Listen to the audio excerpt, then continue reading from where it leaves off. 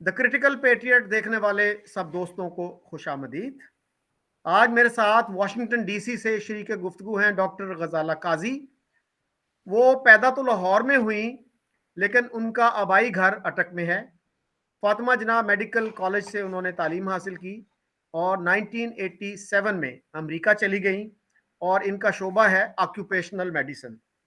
और प्रेसिडेंट हैं ये इस वक्त प्रोग्रेसिव पाकिस्तान अलायंस की।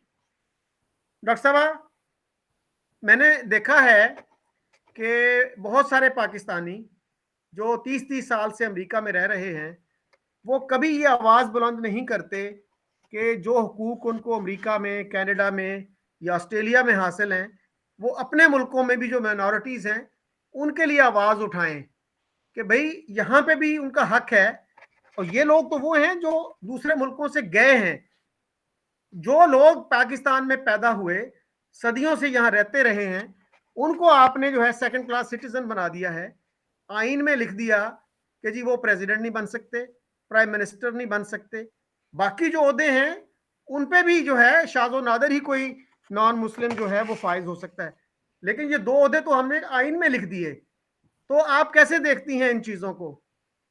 मैं इसको मुनाफकत समझती हूँ कि आपको अपने राइट्स का तो बहुत पता है। यहाँ पे आप जरा सी छोटी सी कोई बात हो जाए, जी, हालांकि आपको इक्वल राइट्स यहाँ पे आइन में कम से कम अदालतों में आपको इक्वल राइट्स हैं, बराबरी के हकूक हैं। लेकिन जब हम पाकिस्तान की माइनॉरिटीज अक़लियतों की बात करते हैं या औरतों के हकूक की, अक़लियतों की और या गरीबों के हकूक की बात करते हैं, तो उस पे कोई बोलने को तैयार नहीं है। आप उसके लिए बोलते हैं और आप उन लोगों को सपोर्ट करते हैं जो आपके हकूक के लिए काम करें इन मुल्कों में। लेकिन पाकिस्तान में आप ऐसे लोगों को सपोर्ट करते हैं जिनको अक़लियतों के हकूक का, औरतों के हकूक का और गरीबों के हकूक की कोई ना तो इल्म है और ना ही उनको कोई कंसर्न है।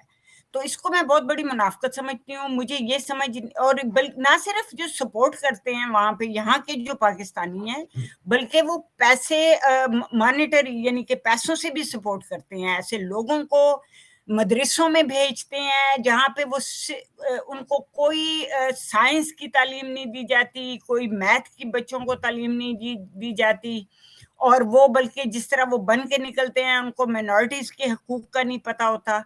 तो मुझे ये समझ बिल्कुल नहीं आती कि इस तरह की मुनाफकत यहाँ पे क्यों हम लोग करते हैं।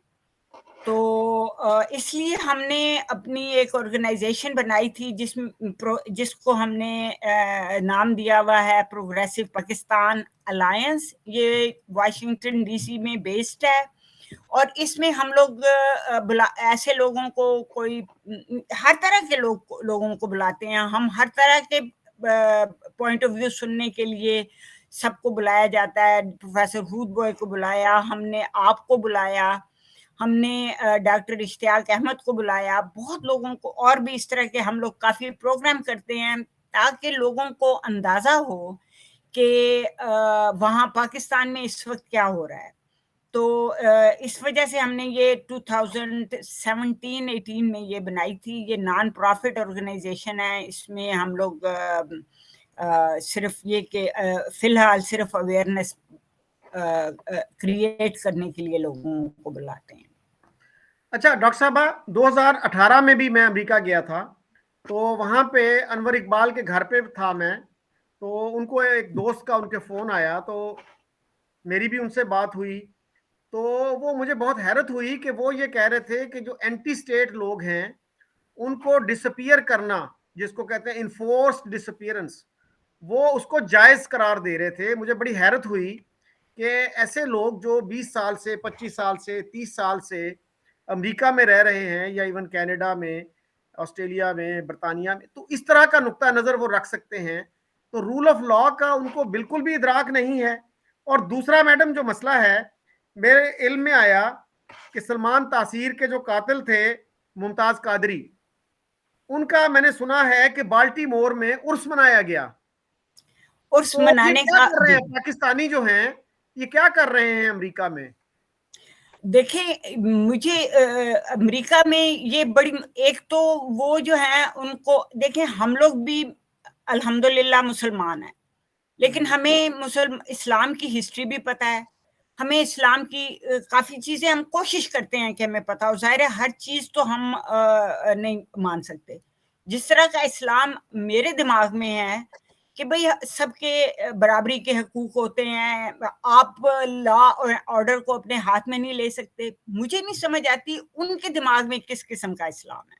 उनके दिमाग में इस किस्म का इस्लाम है कि सलमान तासीर ने सिर्फ ये बात की थी कि ये कानून जो है इसको बदलना चाहिए, ये काला कानून है। कानून के बारे में बात की थी। उन्होंने किसी की इंसल्ट नहीं की थी।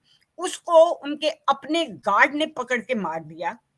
उस गार्ड को फिर स्टेट ने फांसी भी दी। शुक्र है कि वो मियां मोहम्मद नवाज शरीफ के जमाने में ये हुआ, उन्होंने उसको फांसी पे लटकाया। तो अब इसका मतलब यही था कि लॉ को आप अपने हाथ में नहीं ले सकते। उसकी वजह से आप ये देखें कि ये लोग, लेकिन लोगों को पाकिस्तान में उसको हीरो बनाया गया और यहाँ पे भी उसको हीरो बना रहे हैं। उसी की वजह से मिशेल खान को बेचारे को उन्होंने मारा, बाजारों में उसमें बाहर खड़े कैंपस में? होके। जी, जी, बल्कि उनको तो कैंपस के अंदर कत्ल किया गया, और ये भी मेरे ख्याल अपनी कैंपस नौइयत के का। अंदर एक जी। कत्ल नहीं किया गया, हम्म, बहुत जुल्म के साथ उनको मारा हम्म, गया। अच्छा, जी फिर जी। उसके बाद जुनैद हफीज को, अभी तक वो इतने ब्रिलियंट स्कॉलर थे, उनको जेल में रखा हुआ है इस बात पे, क्योंकि वो ये जमात इस्लामी के कुछ लोग हैं, वो समझते हैं कि ये उनका पॉइंट ऑफ व्यू उनसे मिलता नहीं है, वो मुसलमान ठीक नहीं है। इस अब ये सब ये तासीर के ज़माने से, ये उससे पहले से ये सब शुरू हुए थे। और अब ये होता है कि अगर आपको पर्सनल मेरे से कोई ज़ाती दुश्मनी है, आप उस पे इल्ज़ाम लगा दें कि ये इसने ब्लास्फेमी की है, इसने तो हद तक की है, इस्लाम की हद तक की है, या सहाबा की, या रसूल अल्लाह सल्लल्लाहु अलैहि वसल्लम की हद तक की है। बहुत आसान है आपको दुश्मन को हटाना। और ये माइनॉरिटीज के साथ बहुत बुरा हुआ है। एक शमा मसीह बेचारी खातून थी, उसको बेचारी को पता भी नहीं था कि भाई ये पुराने उसके घर में या कहीं से उसको पुराने कोई नुस्खे मिले होंगे, कुरान की होगी, या हमारे जमाने में भी हम लोग ये कुरान को हम कहते थे कि भाई कहीं जाया करने की बजाय जला दिया जाए ताकि बेहुरमती ना हो। उसने कोई एक सफा, पता नहीं वो जलाया भी कि नहीं जलाया, हो सकता है वो कुछ और कागज जला रही हो। आपको पता है उसको और उसके हस्बैंड को पकड़ के इन्होंने जला दिया। पाकिस्तान में ये हुआ है। ये माइनॉरिटी, ये शमा मसीह और उसके हस्बैंड को, छोटे छोटे बच्चे, वो छोड़ के तो चली गई दुनिया से बेचारी को, चली गई, जला दिया भुट्टे उसमें डाल के। Can you believe this? ये कुछ हो रहा है पाकिस्तान में। और आप यहाँ पे जरा सी बात होती है, आप कहते हैं जी हमें तो ये यहाँ पे एम्प्लॉयमेंट नहीं मिली, हमारे से डिस्क्रिमिनेशन हो रही है। जब उनको बताया जाए कि बिल्कुल आप ठीक कहते हैं, यहाँ भी आपके हकूक हैं, उनके लिए लड़ें, लेकिन आप खुदा के लिए मदरसों में वहाँ पैसे ना भेजें, वहाँ पे भी आप थोड़ी सी उनके हक के लिए आवाज उठाएं। यहाँ पे यकीन करें कि डॉक्टरों की तंजीमें ऐसी हैं, अगर आप फेसबुक पे जाएं या इधर उधर जाएं, उनके साथ ये बात की जाए, वो मेरे पीछे पड़ जाते हैं, कहते हैं तुम तो गद्दार पाकिस्तान हो, तुम तो गलत। मैंने कहा भाई गद्दार पाकिस्तान हम नहीं है, हम चाहते हैं कि पाकिस्तान में अमन अमान हो, सारी सबको इक्वल राइट्स मिले। तो ये बात। अच्छा, फिर एक दफा गोजरा में ये इंसिडेंट हुआ कि वहां के लोगों को सिर्फ एक बंदे ने कोई, ये कुछ सुनी सुनाई बात पे यकीन करते हैं लोग, वहां कोई ये नहीं कहता कि भाई इसको अदालत में लेके जाओ और प्रूफ करो कि उसने ब्लास्फेमी भी की है कि नहीं की। गोजरा में एक और ईसाई था, आई मीन मसीही पाकिस्तानी था, उसके के ऊपर इल्जाम किसी मौलवी ने लगा दिया, पता नहीं 15 के 16 घर जला दिए। और फिर वहां पे वो आपको एक दफा आप पे इल्जाम लग जाए, वो गलत भी साबित हो जाए, वो इल्जाम बिल्कुल गलत भी हो, आपकी जान खतरे में रहती है, आपके घर वालों की जान खतरे में रहती है, आप सारे उसमें भागे फिरते हैं। اور آپ کو کوئی پناہ نہیں ملتی کہیں بھی. کسی نے کسی کو مثلاً وہ جو آسیہ بی بی تھیں ان کو پناہ مل گئی کہ وہ بہت ان کا کیس مشہور ہو گیا تھا, ورنہ باقیوں کو بیچاروں کو تو کہیں بھی پناہ نہیں ملتی.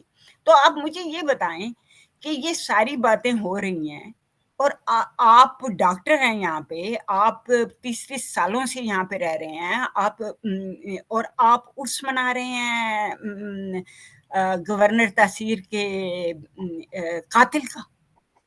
میں انگریزی میں اس کو کہتے ہیں آئی ایم اپالڈ, کہ مطلب یہ کہ بیانڈ اس کو کہتے ہیں کہ یہ اس سے تو مطلب شاک کی کیفیت میں چلی گئی جب میں نے سنا.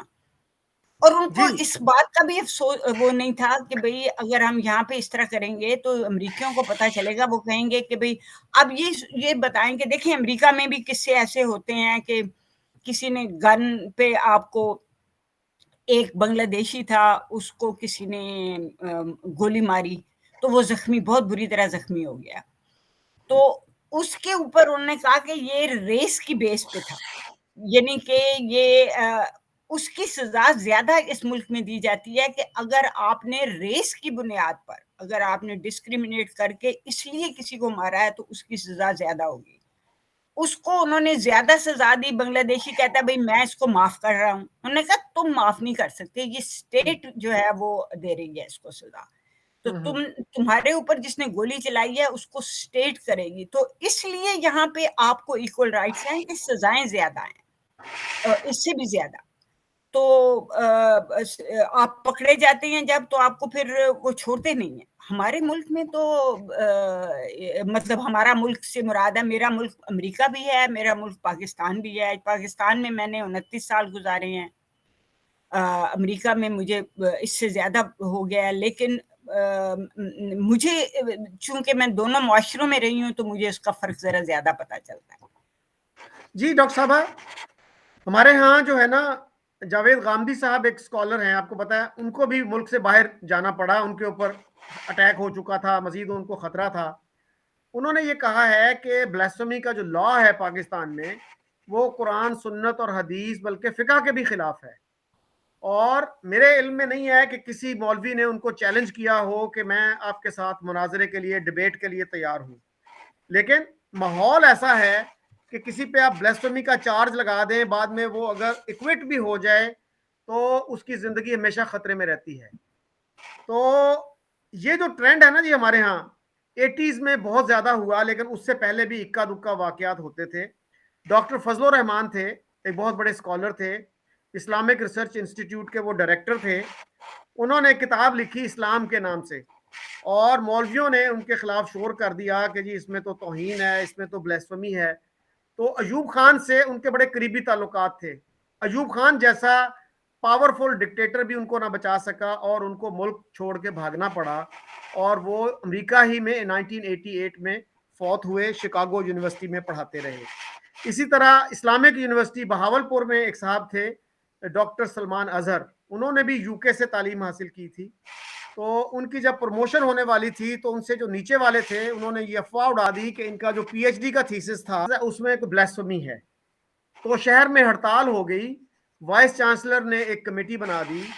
تو انہوں نے اس کمیٹی میں پیش ہو کر یہ کہا کہ میرا تھیسس جو ہے وہ آپ الازہر یونیورسٹی بھیج دیں, اور الازہر کے علاوہ مدینہ یونیورسٹی جو زیادہ کنسرویٹو یونیورسٹی ہے اس میں بھیج دیں. وہ اگر کہہ دیں کہ میرے تھیسس میں کوئی بلاسفیمی ہے تو میں معافی مانگنے کے لیے بھی تیار ہوں اور اس چیز کو اپنے تھیسس سے نکالنے کے لیے بھی تیار ہوں. لیکن میں ایک ریڈی والے کو یہ حق دینے کے لیے تیار نہیں ہوں کہ وہ میرے پی ایچ ڈی کے تھیسس کا جج بنے. لیکن اس کی کوئی سنوائی نہیں ہوئی, اور اس نے اپنے سپروائزر کو لکھا کہ میں تو اس مصیبت میں پھنس گیا ہوں. تو اس نے وہاں سے ٹکٹ بھیجا اس کو, اور اس کے بعد وہ ملک سے چلا گیا. تو یہ ہے ہمارا ریکارڈ. اور 1994 میں میڈم جماعت اسلامی سے تعلق رکھنے والے ڈاکٹر وہ تھے, کمپاؤنڈر تھے, وہ ڈاکٹر کہتے تھے ان کو, حافظ فاروق سجاد, حافظ قرآن تھا وہ بندہ. اس کے اوپر بلاسفیمی کا الزام لگا کے اس کو پولیس کی کسٹڈی سے چھڑایا گیا اور اس کو زندہ جلا دیا گیا. بعد میں اس کی سڑک پہ اس کی لاش کو گھسیٹا گیا. اور جماعت اسلامی نے بھی اس پہ احتجاج نہیں کیا کیونکہ یہ ایک پولیٹیکل ایشو بن چکا ہے. تو اس طرح کے جو واقعات ہیں تو مجھے حیرت ہوتی ہے کہ جو بیرون ملک پاکستانی رہتے ہیں وہ کیوں اس کے خلاف کوئی آواز بلند نہیں کرتے. یعنی ہمارے ہاں تو یہ اتنا سیکرڈ لا بن گیا ہے کہ پارلیمنٹ کو بھی ضرورت نہیں ہے کہ اس پہ ڈسکس کر سکے, اسے ڈیبیٹ کر سکے. میڈیا میں ڈیبیٹ نہیں ہوتی, ہر طرف خوف کا عالم ہوتا ہے کہ آپ اس لا کی بات کریں گے تو آپ کی جان خطرے میں ہے. میں آپ کو ایک بہت اچھے, ایکچولی وہ بہت اچھے مولوی, مجھے ان کا نام بھول گیا ہے, تھوڑی بڑی عمر کے ہیں, بڑی ماڈریٹ باتیں کرتی ہیں.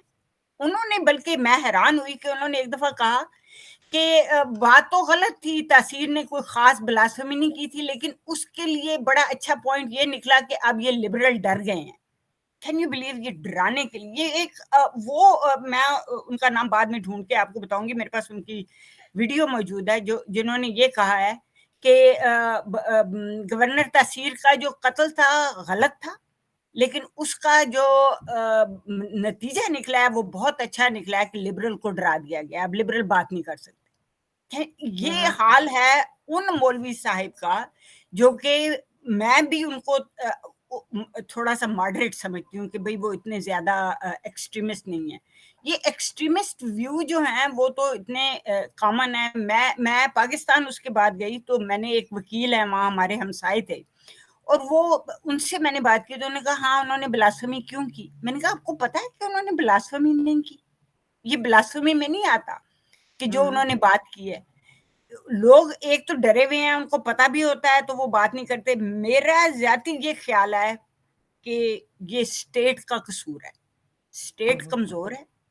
اسٹیٹ نے یہ جان بوجھ کے کیا ہے, یہ بلاسفمی کو پروموٹ کیا ہے شروع میں, تاکہ کوئی اسٹیٹ کے خلاف بولے. اسٹیٹ سے مراد میری بیچارے پالیٹیشین نہیں ہے, اسٹیٹ سے میری مراد یہ ہے کہ جو کہ چاہتے ہیں کہ یہ جس کو کہتے ہیں اسٹیٹس کو رہے, کہ بھئی جو ہم چاہتے ہیں وہ ہو, اگر اس کے خلاف کوئی بولے گا تو ہم اس کو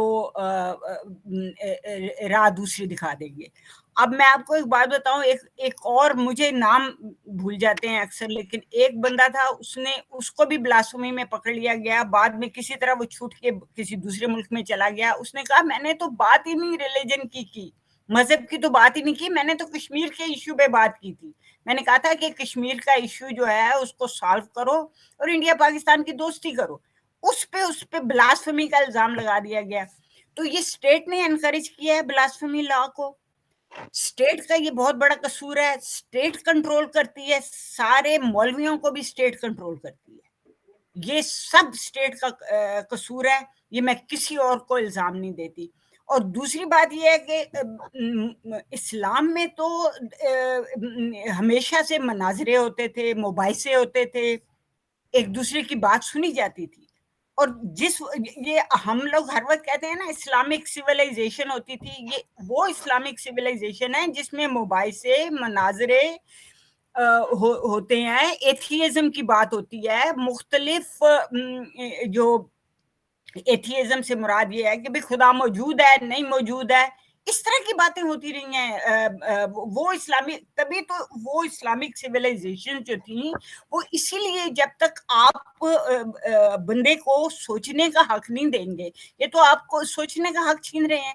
یہ تو وہ ایک بہت, وہ بیچارے ان کی بات کی جاتی ہے کہ یہ بالکل ہمارے اوپر وہ ڈال رہے ہیں, ہمارے سروں کے اوپر لوہے کا جنگلہ ڈال رہے ہیں کہ اس سے زیادہ تم نے نہیں سوچنا, جو میں تمہیں کہتا ہوں وہی سوچنا ہے. اب یہ دیکھیں, میں بحث کرتی ہوں بعض دفعہ, بہت کم لیکن کبھی کبھار میں بحث کرتی ہوں, تو ایک یہ 2-4 دن پہلے کی بات ہے کہ ٹویٹر پہ میری ایک بندے سے بحث ہوئی. وہ کہہ رہا ہے کہ جی عورتوں کو تو بالکل گھر میں ہونا چاہیے, باہر تو نکلنا ہی نہیں چاہیے. میں نے کہا آپ یہ کس اسلام کی بات کر رہے ہیں؟ جس اسلام کو میں جانتی ہوں وہاں پہ عورتیں نرسیں تھیں, وہاں پہ عورتیں لڑی ہیں تلوار اٹھا کے. وہاں پہ ایک عورت جس کو ہم حضرت عائشہ رضی اللہ تعالیٰ عنہ کہتے ہیں, اونٹ پہ بیٹھ کے انہوں نے لیڈرشپ کی ہے مسلمانوں کی. یہ آپ کس اسلام کی بات کر رہے ہیں؟ حضرت عمر رضی اللہ تعالیٰ عنہ کے زمانے میں ایک عورت نے کہا کہ میرا خاوند مر گیا ہے, میں بیوہ ہوں. उन्होंने उसको पैसे दिए कि वो वहां पे जाके बिजनेस करे। मैं तो उस इस्लाम को जानती हूँ। आप किस इस्लाम की बात, आप किस इस्लाम को हमारे ऊपर इम्पोज कर रहे हैं खुदा के वास्ते? तो मुझे कहते हैं कि जी आपको सही पता नहीं है, हमें ज्यादा वो आयतें लेके आ गए, वो हदीसें कुछ अपनी मर्जी से लेके आ गए। मैंने कहा देखें, हदीसें आपने बहुत पढ़ी होंगी, लेकिन हमने भी थोड़ा बहुत जो हमें इस्लाम का पता है। तो मैं ये अर्ज करना चाह रही हूँ कि जो 7वीं सदी का इस्लाम था वो भी इतना बुरा नहीं था जितना कि आप अब हम पे इम्पोज कर रहे हैं। तो ये साहब अमेरिका में रहते हैं? ये साहब किसी और पता नहीं जर्मनी में रहते हैं। ओके। Can अच्छा, you ये believe? जी, ब्लेसफेमी लॉ पे आपको पता है कि मौलाना वहीदुद्दीन खान थे, इंडिया के स्कॉलर, अभी हाल ही में फौत हुए हैं। उन्होंने पूरी एक किताब लिखी है डिसेंटिंग पर्सपेक्टिव से, मेरे पास और उनकी किताब उसके है। खिलाफ, आपके इल्म में है कि उसके खिलाफ पूरी एक किताब पाकिस्तान में पब्लिश हो चुकी है, जिसमें उनको ऐसी कोई गाली शायद हो, जिस शायद ही कोई ऐसी गाली हो जो उनको नहीं दी गई। इस्लाम दुश्मन शख्सियत उनको करार दिया गया। तो बजाय इसके कि कोई स्कॉलरली जवाब देता उनका, तो गाली गलोच पे उतर आए हमारे बहुत सारे रिलीजियस लोग। अच्छा मैडम, ये बताइएगा कि पाकिस्तान में जो हेल्थ इश्यूज हैं, तो उसको आप कैसे देखते हैं? हेल्थ सेक्टर को कैसे देखते हैं? इंडिया की क्या सूरत हाल है? आपकी यानी अमेरिका में इंडियन डॉक्टर्स के साथ भी एसोसिएशन होगी, कोई मिलन जुलन होगा, तो वो क्या बताते हैं कि where does India stand in this field, medical education में, हेल्थ केयर में और फार्मास्यूटिकल्स में, और हम कहाँ खड़े हैं इसमें? इंडिया के बारे में मुझे ये कि मेरी बेटी ने गई थी इंडिया, साउथ इंडिया गई, वो आंखों की मेरी उसके लिए हॉस्पिटल में वॉलंटियर वर्क करने के लिए 2-3 महीने के लिए गई थी। वो बताती है कि इट्स वेरी इम्प्रेसिव, बड़ी इम्प्रेस हुई उससे। वो उसकी वजह ये है कि कहती है कि बहुत अच्छे तरीके से जो सर्जरीज की जा रही थी, फिर वो लेंसेज डाले जा रहे थे आंख में, बहुत एफिशिएंट तरीके से, जल्दी जल्दी, और बहुत लोग उससे फायदा उठा रहे थे। तो और इसके अलावा मैंने ये भी सुना है कि लोग यहाँ से ट्रांसप्लांट वगैरह, किडनी ट्रांसप्लांट, जिगर का ट्रांसप्लांट बहुत अच्छे तरीके से वो करते हैं। तो वो हमारे से बेहतर होंगे। मुझे बहुत ज्यादा इल्म उनके बारे में नहीं है, अपने बारे में मुझे इल्म है कि अमेरिका में जाहिर है मैंने अस्पतालों में काम किया है, पाकिस्तान में भी मैंने अस्पताल में ट्रेनिंग ली है। इसके अलावा मैंने 3 साल वहाँ पे काम भी किया है। काम भी वैसे इंटरेस्टिंग, पता नहीं आपको पता है कि नहीं, इसको कहते हैं सोशल सिक्योरिटी। वहाँ पे एडमिनिस्ट्रेशन एक अदारा है जिसमें वर्क रिलेटेड इलनेसेस ही होती हैं। मैंने कार्टन फैक्ट्रीज का और ग्लास फैक्ट्री का हसन अब्दाल में लोगों का इलाज किया हुआ है। तो उसी वजह से मुझे जो है ऑक्यूपेशनल मेडिसिन से जो है वो बड़ी दिलचस्पी पैदा हुई थी। तो ज्यादा जो मुझे उसके बाद ये मैं 1987 में यहाँ आ गई थी, तो मुझे हॉस्पिटल्स का ज्यादा उस वक्त पता चला जब 2006 में मेरी अम्मी बीमार हुई। तो मुझे इल्म हुआ कि जो वहां पे मतलब डॉक्टर तो अच्छे होंगे शायद, लेकिन नर्सिंग सिचुएशन बहुत खराब है। नर्सेज अगर हैं भी तो वो ये नहीं, वो अपने आप को वो बेनीथ समझते हैं कि भाई इनको पेशेंट को क्लीन करना होता है, पेशेंट का ख्याल करना होता है। डॉक्टर भी जो हैं वो अपने आप को बहुत ऊंची चीज समझते हैं, इंसानों को इंसान नहीं समझते। हुआ ये था कि मेरी अम्मी को शायद इन्फेक्शन हो गई थी, यूरिनरी ट्रैक्ट इन्फेक्शन। बूढ़ों में ये होता है, बूढ़े और बच्चे जो हैं उनकी अलामात मुख्तलिफ होती हैं जवानों से। तो ये पता होना चाहिए हमें कि बूढ़े और बच्चे, बहुत छोटे बच्चे जो 5 साल से छोटे बच्चे हैं, उनके लिए आपको ख्याल करना पड़ता है कि कोई इनको यूरिनरी ट्रैक्ट इन्फेक्शन तो नहीं है या कोई और इन्फेक्शन नहीं है। ब्लड टेस्ट करना जरूरी होता है बूढ़ों में, स्पेशली इसको कहते हैं इलेक्ट्रोलाइट चेक करने बड़े जरूरी होते हैं, क्योंकि बाज दफा इन्फेक्शन की वजह से सोडियम लो हो जाता है। सोडियम एक चीज होती है जो नमक होता है, उनका नमक लो हो गया, किसी ने उनका नमक चेक नहीं किया। जब वो अटक के हॉस्पिटल में उनको लेके गए हैं, उनको ग्लूकोज की ड्रिप लगाना शुरू हो गए बगैर नमक चेक किए। اس سے نمک اور کم ہو گیا کیونکہ ڈائلوٹ ہو گیا, جتنا تھوڑا بہت تھا وہ اور کم ہو گیا, وہ بے ہوشی کے عالم میں چلی گئی. میں یہاں امریکہ میں تھی, میں کوشش کر رہی ہوں کہ میں بات کروں کسی ڈاکٹر سے, وہ فون نہیں اٹھاتے تھے, فون کرنا ہی نہیں چاہتے تھے. وہ کہتے ہیں ہم جی یہ یہاں پہ جو ہم, ان کو تھوڑا سا یہ بھی ہوا کہ یہ کون ہوتی ہے امریکہ سے ہمیں بتانے والی کیا کرو کیا نہ کرو. پھر وہاں سے ہم نے اسلام آباد کے ایک بہت اچھے پرائیویٹ ہاسپٹل میں لے کے گئے. انہوں نے 2 گھنٹے تو اس بات پہ لگا دیے کہ آپ پہلے پیسے دیں پھر ہم اس کے بعد آپ کو دیکھیں گے. وہ بھی شاید ٹھیک کہتے ہوں کیونکہ پیسے نہیں دیتے ہوں گے, لیکن کم از کم اب مریض کو تو رکھ لیں خدا کے واسطے, وہ چیک کریں فوراً. وہ 2-3 گھنٹے اور ضائع ہو گئے. وہ اس کے بعد تو وہ خیر ان کی, پھر اس کے بعد میں پہنچ گئی. تو جب میں پہنچی ہوں تو اب سوچیں کہ وہ راؤنڈ کر رہے تھے ڈاکٹر, تو میں چاہتی تھی کہ راؤنڈ کے ٹائم پہ میں بھی بات کروں. بھائی میں بھی ایک خالی ہوں, ڈاکٹر ہوں, میری ماں وہاں پہ ہیں. بہت بری طرح انہوں نے مجھے بھی جھڑکا اس وجہ سے کہ بھئی یہ کون ہوتی ہے ہمیں بتانے والی, امریکہ سے آئی ہے. اب وہ مجھے کہتے, اچھا ایک ڈاکٹر مجھے کہتا ہے ان کو تو لے جائیں جی, بوڑھی ہیں وہ تو آئی سی یو میں آپ کیوں رکھیں گے. بھائی مجھے پتا ہے میری ماں کو اور کوئی تکلیف نہیں تھی, ہارٹ ان کا ٹھیک تھا, کڈنی ٹھیک تھی, جگر ٹھیک تھا, تو کوشش تو کریں ان کو بچانے کی. یا تو یہ ہوتا کہ بھئی بہت زیادہ, میں مانتی ہوں کہ وہ ان کو تکلیف زیادہ نہیں دینی چاہیے. تو خیر وہ ان کی ہم پھر وہ لاش ہی لے کے آئے گھر میں, آلموسٹ بے ہوشی کے عالم میں ساتھ لے آئے. میرے ماموں بھی آ گئے آسٹریلیا سے, وہ بھی ڈاکٹر ہیں. تو ہم لوگوں نے خود ہی پھر ان کا خیال رکھا, کوئی 5-6 دن زندہ رہیں. تو اتنا برا حال تھا, یہ سوچیں پرائیویٹ ہاسپٹل کا بھی اور ادھر اٹک کے ہاسپٹل کا بھی, جو پبلک ہاسپٹل میں ہم لے کے گئے ہیں. تو بہت تکلیف ہوتی ہے. میں کہتی ہوں کہ کاش کہ وہ وہاں پہ نہ ہوتی, اگر یہاں ہوتی تو وہ ان کی ابھی تک وہ زندہ ہوتی. لیکن وہاں پہ یہ حال ہے کہ بھئی ایک تو کیئر, آپ کو ڈاکٹر جو ہیں وہ آپ کو انسان نہیں سمجھتے, زیادہ تر, سارے تو نہیں, بیچارے اچھے, بہت اچھے بھی ہیں وہاں پہ. اچھے لوگوں سے بھی میری ملاقات ہوئی ہے. میں کسی کو بہت, میں خود وہاں سے آئی ہوں, میں یہ کیونکہ یہ پھر ہوتا ہے, وہ کہتے ہیں ہاں جی امریکہ چلی گئی آپ, یہ ہمیں برا کہہ رہی ہے. نہیں, میں خود وہاں سے تھی, میں اسی سسٹم کی پڑھی ہوئی ہوں. لیکن یہ باتیں جو ہیں یہ تنقید آپ کو سننی چاہیے تاکہ ہم لوگ اپنے آپ کو درست کر سکیں.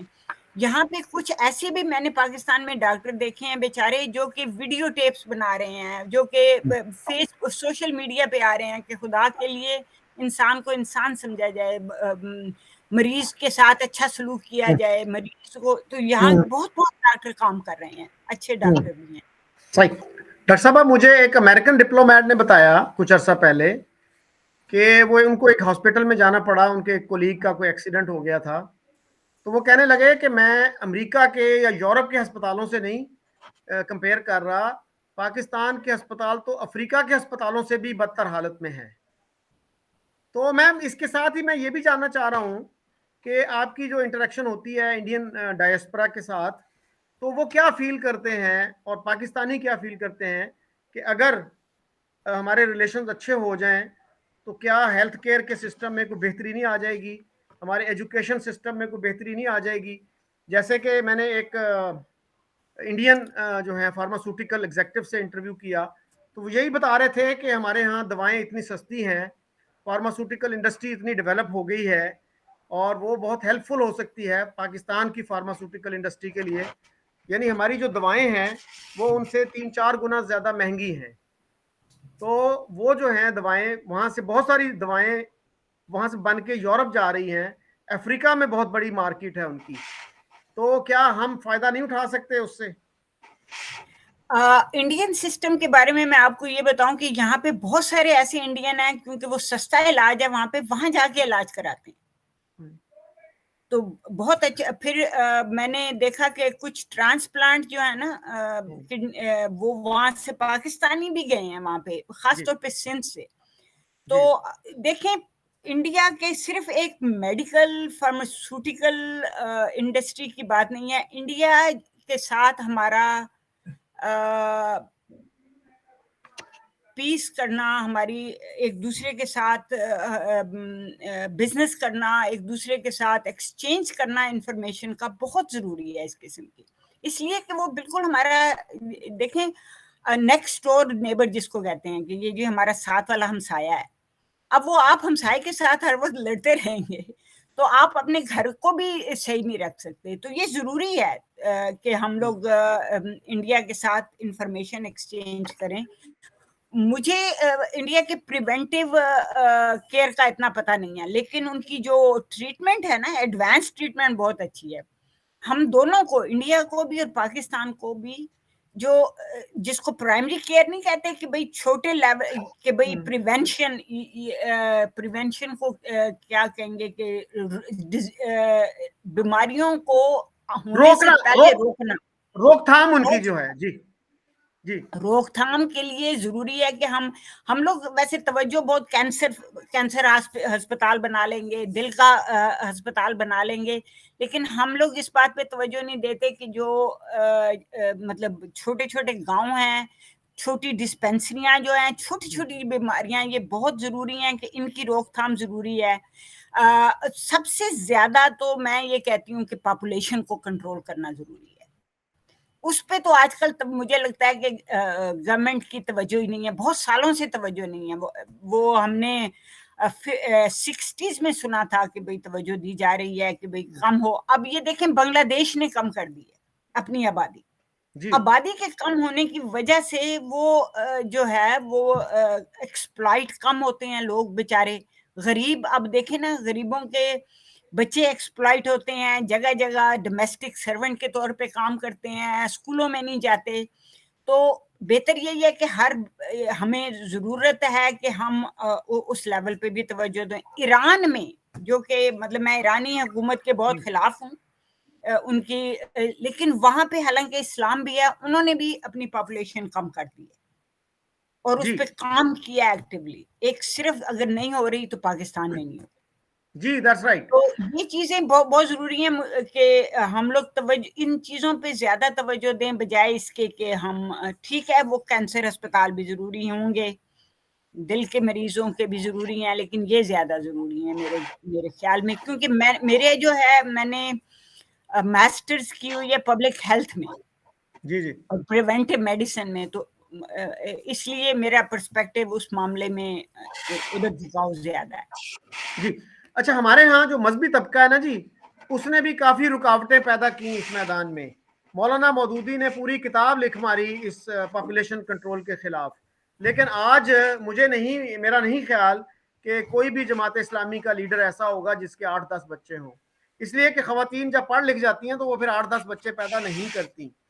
अच्छा मैडम, आखिर में ये बताइएगा कि जब हम इंडिया पाकिस्तान रिलेशंस की बात करते हैं तो कुछ लोग फौरन ये कहते हैं कि हाँ अच्छे ताल्लुकात होने चाहिए, लेकिन उसके लिए ज़रूरी है कि इंडिया पहले मसला कश्मीर को हल करे, और उसका मतलब ये होता है कि वो हमारी ख्वाहिशात के मुताबिक हल करे बेसिकली। तो उस पर अब बहुत से लोग प्राइवेटली ये बात करते हैं कि इसका प्रैक्टिकल सोल्यूशन या रियलिस्टिक सोल्यूशन जो है ना, इसके अलावा कोई नहीं है कि जो जहाँ पे है लाइन ऑफ कंट्रोल को, उसको सॉफ्ट बॉर्डर बना दें, लोगों को आने जाने दें, इसको 20 साल के लिए 30 साल के लिए फ्रीज कर दें और फिर देखें क्या बनता है, ताकि आप अपने इकोनॉमिक प्रॉब्लम्स को सॉल्व कर सकें, आप अपने हेल्थ केयर पे, अपनी एजुकेशन पे तवज्जो दे सकें, अपना ह्यूमन रिसोर्स डेवलप कर सकें। हमने तो सारा कुछ जो है ना वो एट स्टेक पे, वो क्या कहते हैं कि कश्मीर के लिए हमने सारा कुछ जो है वो स्टेक पे लगा दिया है। तो क्या कास्ट बेनिफिट एनालिसिस की जरूरत नहीं है कि हमारी जो कश्मीर की पॉलिसी है इससे हमें क्या फायदा हुआ, क्या नुकसान हुआ? कश्मीर जो है वो आपको मैं सही बताऊं, कश्मीर के मसले के साथ किसी को दिलचस्पी नहीं है, ना पाकिस्तानियों को दिलचस्पी है, और मुझे नहीं पता इंडिया को भी लगता है दिलचस्पी नहीं है। पाकिस्तान की फौज ने कश्मीर के मसले को अपने फायदे के लिए इस्तेमाल किया है। उन्होंने कभी कश्मीर का मसला हल नहीं किया, कश्मीर के लिए उन्होंने कभी लड़ाई नहीं की। शुरू में भी जब वो कश्मीर फतह करने गए हैं तो बेचारे आम लोगों को, जो पठानों को उन्होंने भेज दिया वहां से कि जाके आप फतह करें। भाई आप किस लिए हैं, फौज किस लिए है? फिर कश्मीर का, मैं इमरान खान के ज़माने में जब जनरल बाजवा और इमरान खान यहाँ अमेरिका में आए हैं, कश्मीर का मसला वो हल हो चुका है, कश्मीर उन्होंने दे दिया इंडिया को। وہ اسی لیے اس کے بعد فوراً ہی بعد مودی نے کہا کہ ٹھیک ہے یہ جو جس کو ہم مقبوضہ کشمیر کہتے ہیں وہ ہمارا ہے. تو یہ کشمیر کا کوئی مسئلہ نہیں ہے. کشمیر کے مسئلے کو جس طرح اسلام کو استعمال کیا جاتا ہے پاکستان میں، اسی طرح کشمیر کے مسئلے کو استعمال کیا جا رہا ہے. پھر دوسری بات یہ ہے کہ پہلے کہتے تھے کہ جی انڈیا نے دل سے پاکستان کو تسلیم نہیں کیا. دل سے تسلیم کیوں نہیں کیا؟ جو وزیر اعظم واجپئی آئے تھے نواز شریف کے زمانے میں 1999 میں آئے تھے. جی جی وہ مینار پاکستان گئے ہیں، وزٹ کیا. مینار پاکستان ان کا وزٹ صرف انہوں نے یہ دکھانے کے لیے کیا ہم دل سے تسلیم کرتے ہیں پاکستان کو. ان کی ایک نظم آج بلکہ کسی نے لگائی ہے، وہ کہتے ہیں ہم کوئی اور لہو نہیں بہنے دیں گے اس دھرتی کے اوپر. یہ واجپئی نے کہا ہے. ہم نے کیا کیا اس کے بعد؟ نواز شریف کو نیچا دکھانے کے لیے جماعت اسلامی کو استعمال کیا مشرف اور یہ جرنیلوں نے.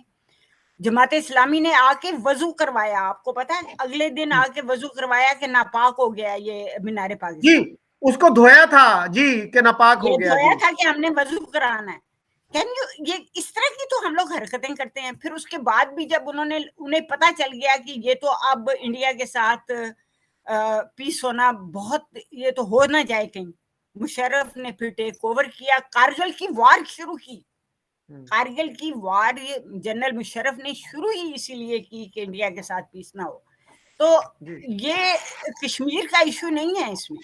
تو جب دیکھیں وہاں کے بھی غریب لوگ ہیں انڈیا میں بھی، اور ہمارے ہاں بھی غریب لوگ ہیں. ان کو اپنی روٹی سے مطلب ہے، ان کو اپنے بچوں کو بڑا کرنے کی، وہ چاہتے ہیں کہ ان کے بچے اسکولوں میں جائیں، ان کے بچوں کا مستقبل بہتر ہو. انہیں یہ کوئی نہیں ہے کہ کشمیر کا مسئلہ ہے. مسئلہ کشمیر کیا ہے تو انڈیا پاکستان کا کیا ہے.